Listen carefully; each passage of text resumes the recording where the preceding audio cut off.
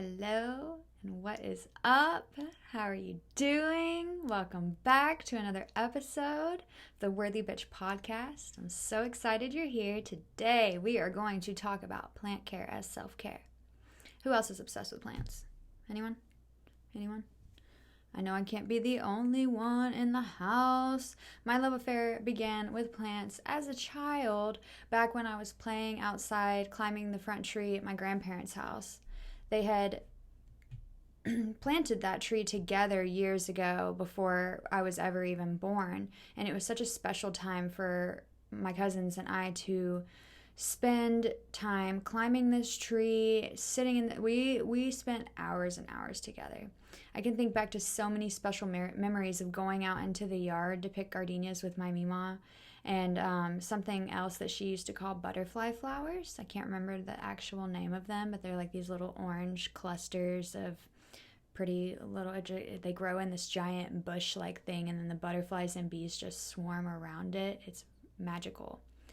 Or I would just go and admire their beauty and marvel over the dozens of bees that constantly love the plants for us and ensured their health, which is just paramount. And I remember recognizing that from a young age, and I wasn't fully sure what it is that they were doing. I was innately aware of the important role that they played as they danced with the flowers, even though I wasn't quite sure exactly what they were doing. I mean, other than drinking the nectar from the flower to make honey. But I mean, obviously I later learned how crucial they really are. Those times of sitting in the yard and observing creation unfold before my very eyes will always hold a spot in my heart. It was such a special time, and those are the days I fell in love with nature. I had the opportunity to have my first garden back in 2018 at a house with a huge back deck where I was renting a room. And this was divine timing because I had just made the decision to go fully vegan on New Year's of that year after a 10-year-long transition period from, cutting out different types of things from my diet. And I never had plans of going vegan, but it just kind of happened that way, and I'm not mad about it. And I was completely in my element during the gardening process, and I knew immediately that I had connected with a deep passion of mine. Although I was not permitted to cultivate an in-ground garden plot at the place where I was staying, I did not care. I could get almost as many pots as I wanted with the amount of outdoor space that I had to work with, and I was thrilled with the opportunity, and I was taking full advantage of everything that I could do. The game was definitely on like Donkey Kong at that point, if you know what I mean. And I probably had, at the very minimum, about 15 containers with plants in them that first year. And several of them had more than one plant living inside. I mean, I remember I had a jalapeno pot that had, I think, 3 jalapeno plants in it that were all producing like crazy. And granted, these were large pots. I was very fortunate to have found a lot of retired pots that had been used by the owners of the home in previous gardens that they had had, and I asked their permission to use them, and they were completely fine with it. They had no need for them anymore, so I was like through the moon. That saved me so much time and energy and money and effort trying to get these giant pots. It was a huge gift to me. And that was just the outside ones, and that's not even counting the indoor microgreens and little seedlings that I was experimenting with inside. I just couldn't help myself. All I did was think about plants and which ones I wanted to get next, and making sure that they had enough water and sun, but not too much, and pulling caterpillars off of their leaves every morning and tossing them over the back fence, and to hopefully give myself like a day maybe before they found their way back to my plot, because, obviously as a vegan, I am not in favor of ending the life of any creature just because I don't desire it to be in my presence. So I do everything that I can to try and give them the opportunity to find another place to be. I was outside with them every morning before work, and as soon as I got home, I checked on them before I did anything else. I was literally just up those plants' butts constantly. I could not get enough. It brought me more joy than I could have ever imagined to care for all those little plant babies. I was just in love with making sure that they had what they needed. It made me feel like I had so much more purpose in my life. And not only that, they also give back so much life. Everything you give to them, they give it back tenfold. I call my babies, my plants babies. They're my babies. I had no idea how simple it was to have a garden that provided sustenance for myself with enough to share with others. It was so simple. It was so easy. I mean, of course, the initial work took a lot to get it going, and but it was all fun, and it was all part of the process, and I do not regret any of it. I recommend highly that everybody plays in the dirt sometimes, gets their hands dirty, and cultivates a plant, whether an edible one or not. I recommend the edible ones because I love them and I think that they're incredible, but all of them are. I used to go sit outside with them during the first year and just go to each one individually and give them my full attention and connect with them on a deeper soul level. I would literally sit on the ground next to each and every single pot and touch the leaves and look at the fruits and talk to them and thank them and love on them. And I really got so much fulfillment out of that. And boom, yeah, my life was changed forever at that point. There was no looking back. I vowed that year to never go another year without a garden. And even though it's only been a short time, I have kept that vow. I have always had plants since that day. From then on, edible plants in the garden and, non-edible plants inside house plants. I love them all. I have started gardens for others and encouraged them to connect with it and learn how to be a little bit more self-sustaining. I think it's so important to learn, how to at least grow some herbs. People way underutilize herbs, I believe, and even in an Ayurvedic perspective, herbs are so important and they're very powerful and they're actually medicine. And to learn how to grow them yourself is a very empowering feeling. There's really nothing else like it. Herbs are so expensive to buy from the supermarkets, and if you could avoid that, then all power to you. You can buy an herb plant for like $3 at your local nursery or, a Home Depot, wherever it is that you want to go get plants. They sell them pretty much everywhere, especially herbs. And you have an unlimited supply of herbs. And I will tell you what, those are the most generous plants that I have ever dealt with. I mean, right now, I currently have some chives, and they just go nuts. It's like a little thing of hair that's coming out of the soil. It's just so fun. And I go clip them off with scissors all the time and add them on top of dishes. It's just a constant thing. I also have a sweet basil that I really enjoy. Just adding into any dishes or even salads, and that one's going crazy. All of these herbs are just blowing up. It's hard to even keep up with them sometimes. I just have to keep harvesting them and using them. But it also forces you to eat more healthy. I have a Thai basil plant, which has a little bit more of an earthy flavor. It has like a licoricey scent. It's really good for curries and stuff like that. And then rosemary and lavender. I mean, duh. Can't go wrong. And I am now the go-to expert in my family on the subject of plants, and I'm always thrilled to share the joy with others and to see their lives be transformed by the magic of these plants as well, just as mine has been. Gardening taught me how to slow down. It taught me how to look at everything through the lens of appreciation and gratitude. Caring for these plants taught me how to better care for myself. That is in itself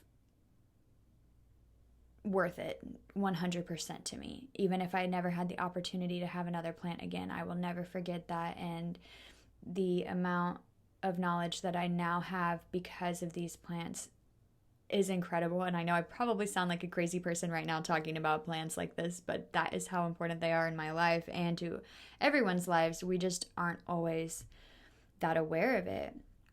After all, I am now a mother of a couple dozen plant babies that need their mama or they will perish. They need me. It's my responsibility to give these babies my all. And in turn, they give me their all. Like, we love each other so much. I know they love me and I love them. And when I take care of them, I see it almost immediately. And when they're neglected, they let me know almost immediately. It's a very special relationship and bond where you definitely learn a lot about the world and just life in general. They exist for me. And the occasional bird that comes to steal a tomato or two. And I exist because of them. Have you ever thought about that? Like, really thought about that? That you only exist because of plants? Just think about it for a second. Yeah, I know. Mind-blowing, right? I mean, plants provide oxygen. Duh. I mean, what? That alone right there blows my mind. Not only do they provide oxygen for us to breathe and food for us to eat, which is just like, boom, right then and there, but they like purify they just do so many beautiful things, amazing things. Let's touch on that. And even if you're not a fan of piling your plate full of beautiful, life-giving fruits and veggies, weirdo, the food you eat most definitely loves or loved to eat plants. So plants literally make the world go round. How special is that? That sounds like a song to me. During that first year trying on my gardening hat, I realized how disheartening it is that we are not taught these things from day one in life. The very basics of life, i.e. where our food comes from, is hushed and made into some giant mystery that nobody even wants to know about anymore. I mean, it's really ridiculous, to be honest with you. I mean, why? I will never understand not wanting, actually needing to know exactly where our food comes from and what's in it. Okay, let's just break this down. I mean, if I'm going to put something into my body to become a part of me, then you best believe I want to know exactly what I am becoming first and foremost before I even think about putting that into my body. No ifs, ands, or buts about it. I believe that we should all be this way. We should all have discernment when it comes to the things that we're putting in our body. And, you know, to be picky in this life is looked at as a negative thing. But I think it's so important in life to be picky. You need to find what's good for you and what's not good for you and stand your ground on that. There is nothing wrong with making sure that you are doing what is best for you in every single situation, regardless of what anybody else has to say about it. I have been to so many places and things with family and friends and, you know, whatever it may be. And yes, it's a lot harder to be able to socialize in the same way. You know, I can't do everything exactly the way that I have always done it before, that most people do it, but that is totally fine with me. And at first it was kind of hard for me to accept that about myself. I got into some arguments with some family members over the issue, and, you know, I felt the need to really justify my decisions, and not to mention that my family thought I was, you know, being unhealthy by being healthy, which was also a weird revelation for me to have, and to have to discuss with them that actually their habits that they've been brainwashed are the unhealthy ones, and that this is me like taking responsibility for my health. But, you know, I'm not ashamed of it anymore. I just explain to people that this is how I feel good. I want to feel good, and this is, you know, I don't want to be sick, and so this is the way that I choose to live my life. And once you explain it to people that way, you don't get much backlash after that. I cannot tell you how many times someone has been eating something that is very unhealthy, in my opinion, and science's opinion, and all the while telling me about how much I am missing out by not partaking in this deliciousness that they are experiencing. Right? So my response is usually the same. Well, do you know what is in that delicious meal you're eating? And their response is usually the same. No, I don't want to know. La, la, la, la, la. No, I can't hear you. No, don't tell me about that gross stuff. I just want to eat my food in peace, please.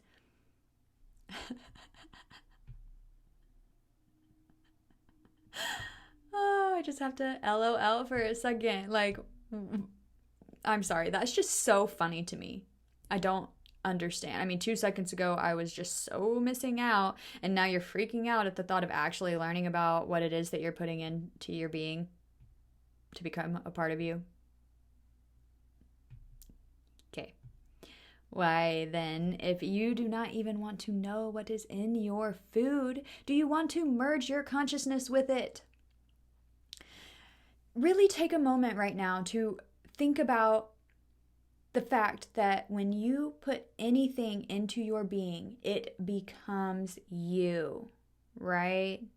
So if we're eating a whole bunch of deep fried, greasy, sugary, processed junk, guess what your organs, your brain, your blood, your everything, your whole body is going to become?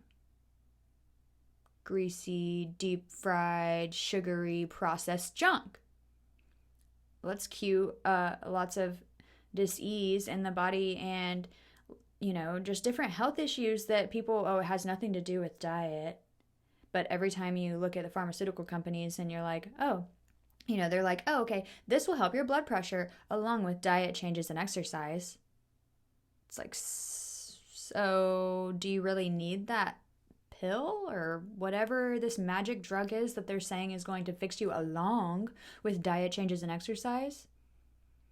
My guess would be no. I mean, I'm not a doctor or anything, but I do have 6 years experience working for a pharmacy. And in that experience, I saw more people, they would come in with one drug for one problem, and within a year they were on like 5 different drugs. It wasn't like they were getting on this drug for temporary relief while they corrected the issue in their life and then they were getting off of it. No, it was like it started a downward slope. It was just not, it was a very slippery one at that. It was just not a good thing. I learned a lot about pharmaceuticals during that time. I was a huge believer in all of it. And I learned firsthand that it's not always what it seems, If you already know that it is so disgusting before you even know what it is, then that just speaks for itself, in my opinion. I mean, ignorance is bliss, I guess, until it turns into disease in the body, like dis-ease. Your body has a lack of ease. A lot of people have a lack of ease in their body, and they have no reason. They have no understanding why. They think that it's just like, oh, this is just me. For me, for example, I used to have a lot of dietary issues, and I would constantly struggle with feeling okay in my body. I was always in pain because of the things I was eating, but I had no idea it was the things that I was eating. I thought it was just who I was. I mean, other people in my family experienced similar things, and so I was like, oh, it must be genetic.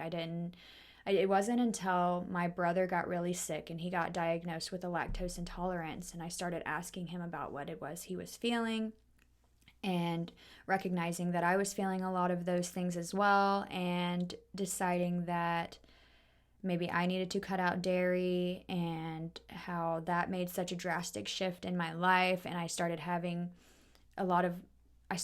realizing that I was not having a lot of the issues that I had been having before. And so slowly, by taking responsibility for my health and learning about these things and playing around with my diet in a way that I felt was necessary at the time, I learned how to not feel like I was bloated with bricks in my stomach about to explode all the time. Because I remember being in high school and looking around at all of the people and being like, does everybody feel this way and nobody's talking about this? Like, how is everybody going through life feeling like they're going to explode and like so miserable all the time and nobody's saying anything?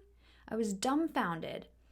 I realized that no, that's not normal, that everybody is most certainly not necessarily experiencing that. And if you are, I want you to know right now that that is not normal. That is not genetic. What is genetic, which is actually not genetic, are just the habits that you have that have been passed down throughout your family lineage because of the way you were raised and stuff. But like all the food I was eating, I was actually allergic to, and I didn't know until, I was in my 20s. And I'm so grateful that I found it out when I did, because I know people who have not found out about these issues until they were in their 40s or 50s, and they spent their entire life dealing with this pain and not knowing how to give themselves relief. So I do not in my opinion, ignorance is not bliss. Some people would beg to differ, but okay, I'll get off my soapbox now. My point of all that ranting is to make it clear that it is crucial to be aware of what we bring into our lives and into our bodies, because that is what shapes our view of reality and our reality as a whole. Just take a minute. Let that sink in. I'll repeat that, It is crucial to be aware of what we bring into our lives and into our bodies, because that is what shapes our view of reality and our reality as a whole. Remember that. Well, I am currently on my 3rd year and 4th garden, and I have already been planning next year's garden. Before I even fully got this one up and running, I was already looking forward to next year.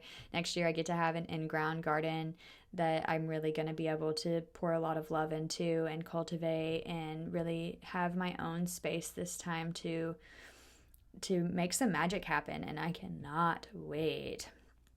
And I will add that it also helps that cooking is already one of my greatest passions, but I am also a firm believer that when you grow your own food, you are 1,000,000 times more likely to want to learn how to cook it for yourself. It's such an empowering thing. And after all, you just created some life-sustaining goodness right outside your door. Who would not want to go 10 steps inside and immediately experience this life force energy that is pulsing through that freshly picked harvest straight from the vine? There's nothing else like it in the world. It's so different than anything you can ever get from the grocery store and even the farmer's market. It's a whole new experience, and it really connects you with your food and with yourself when you are growing your own, and you're growing your own food, and you're walking steps from where it was grown into your house, and you're preparing it, and then it's going into your body within, an hour or however long it's taking you. If it's a salad, it can be within minutes. And greens are very easy to grow too, by the way. I've always been a little threatened by them, or, whatever. I don't think that's the right word, but it was a little daunting for me for greens for some reason. I have no idea, but this year I've had so much luck. I always play around with buying plants that are already seedlings that have been sprouted by a master gardener. And then I also buy seeds for myself because I want to practice doing that for myself, and to grow something from a seed, germinate it in a little shot glass with some water on the windowsill, and then to pour that into the soil and watch it sprout and grow and love it and cultivate it from nothing into a huge plant that is providing you so much nutrients. I mean, talk about magic. I cannot get any more clear than that. That in itself has transformed my life. Just that one viewing, that experience in itself. I have learned so much from these plants.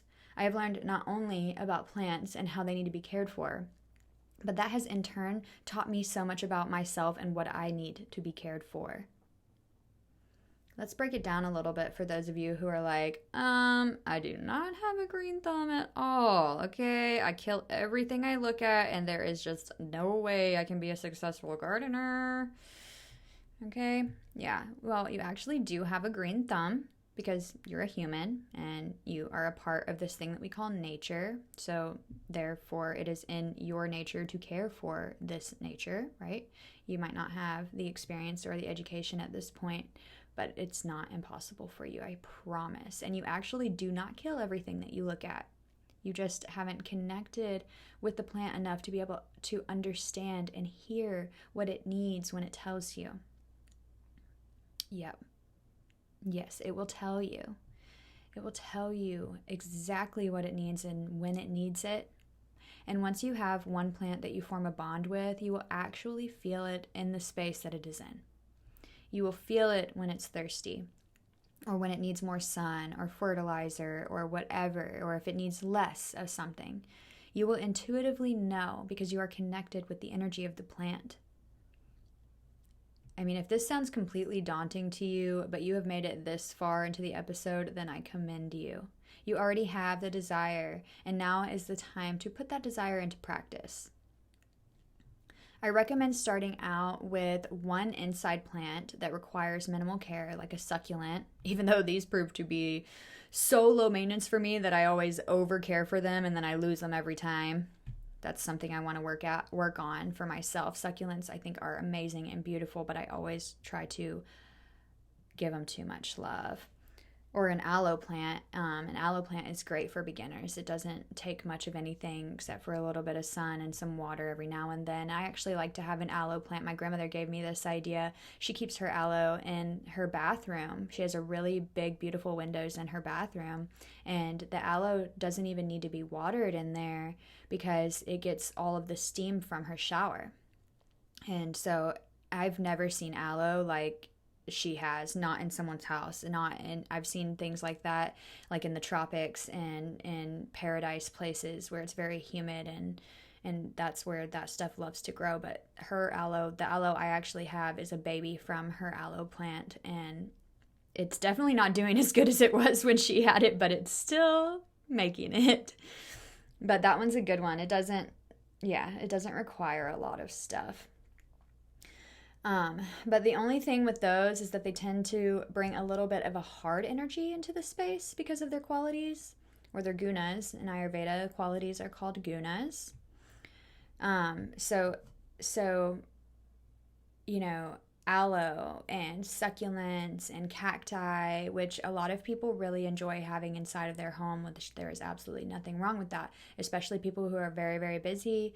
I recommend whatever you have time for, bring that into your home. But I do want you to be aware of the fact that when you bring a cactus into your home, it's going to bring those cactus qualities into your home as well. So if you get a really hard, sharp, pokey cactus that hurts every time you touch it, that you don't even want to touch or anything like that, it's going to bring that type of energy into your home, right?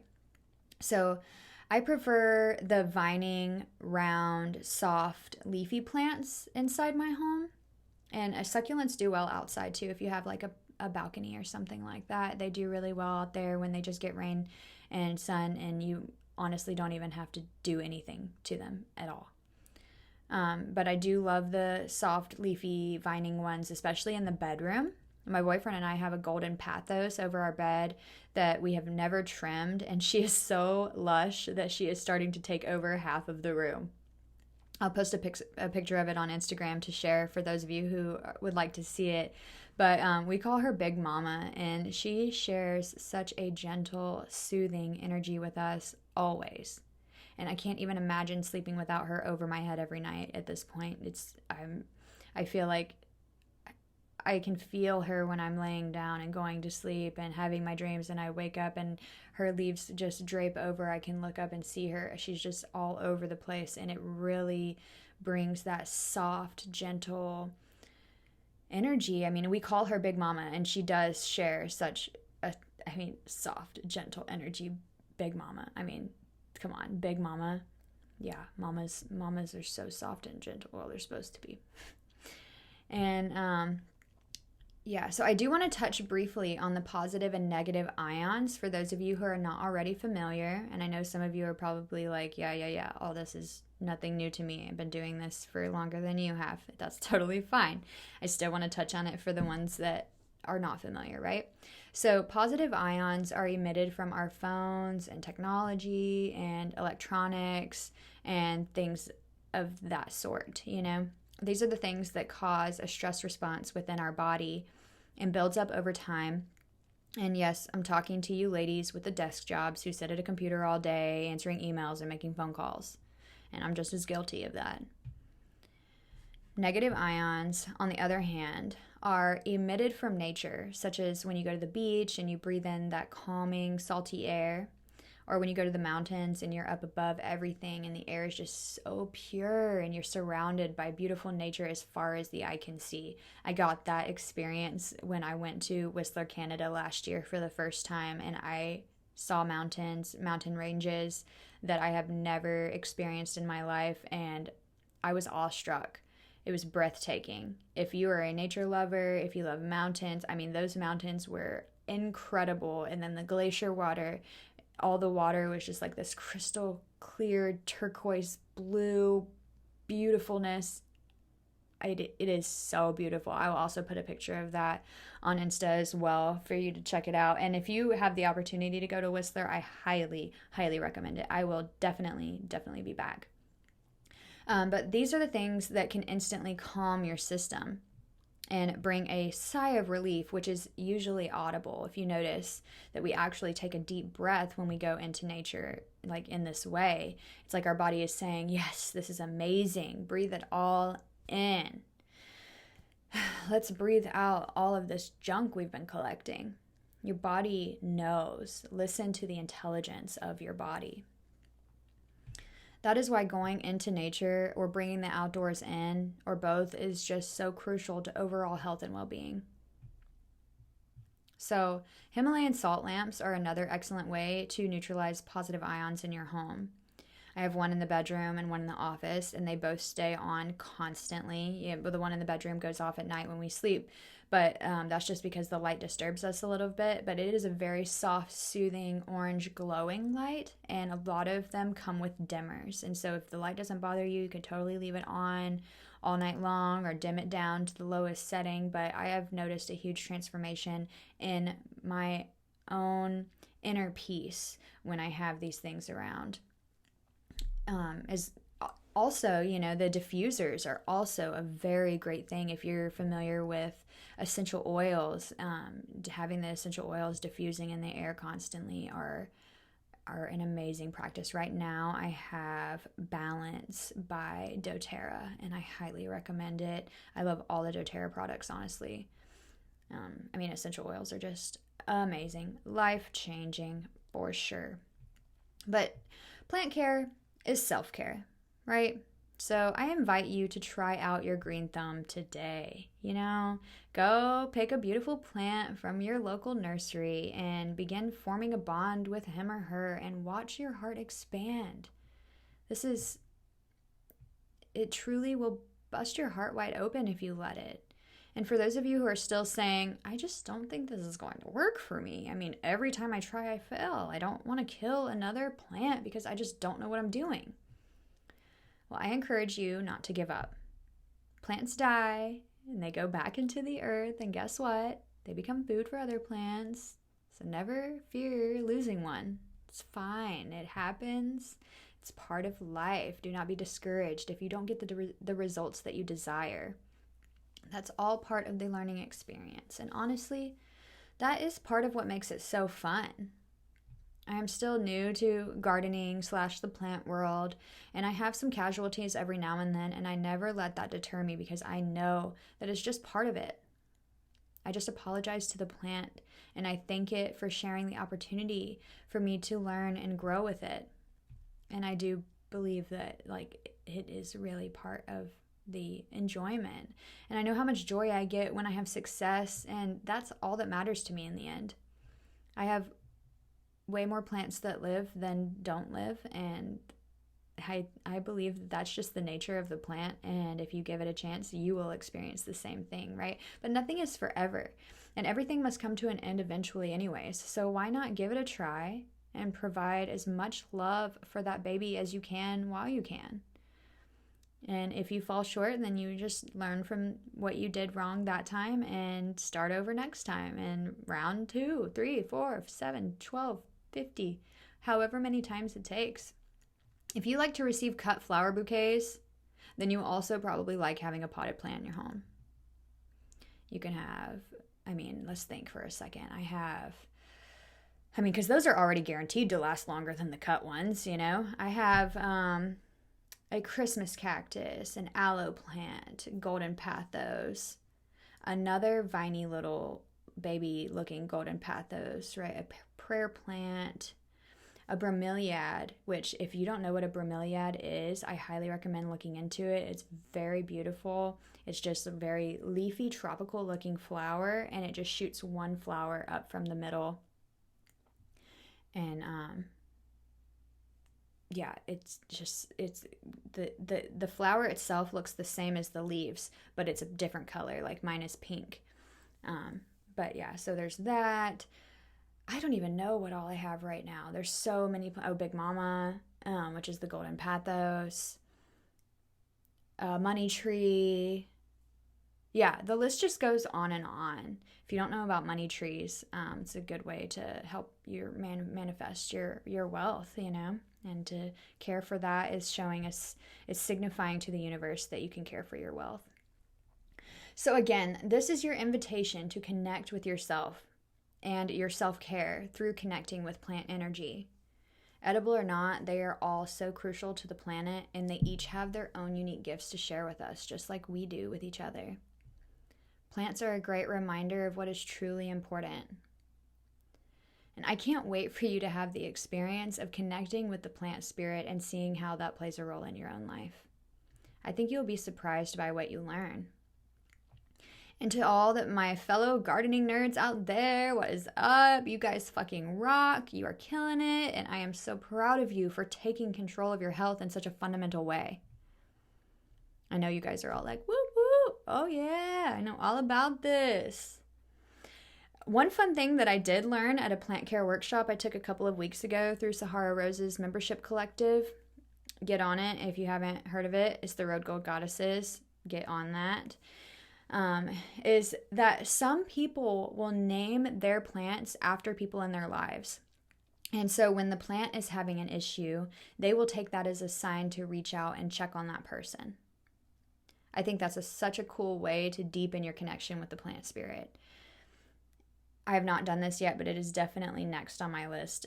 I think that is just brilliant. And I think it would be so cute to have all your little names, all your little plants. Go out and pick out a plant that reminds you of someone that you care about and name it after that person, like Betty Jr. or whatever you want to name it. I just think that's so special. So I am so excited to hear all about your plant experiences and your fun stories that you have with plants, which just reminded me actually of a quick story of when I was a little girl. And one of my favorite games to play was Nature Explorer. I actually just came up with that name because I didn't have a name for it. It was just my standard day in the woods, everything, my playing that I would do, especially if none of my other friends were really available at the time. This was my go-to solo game. But I would make a little knapsack tied onto the end of a stick like you see in old movies with homeless people jumping off trains and stuff. That's where I got the idea. And I would stuff it full of like a water bottle and a pack of crackers, and it would just be made with a towel.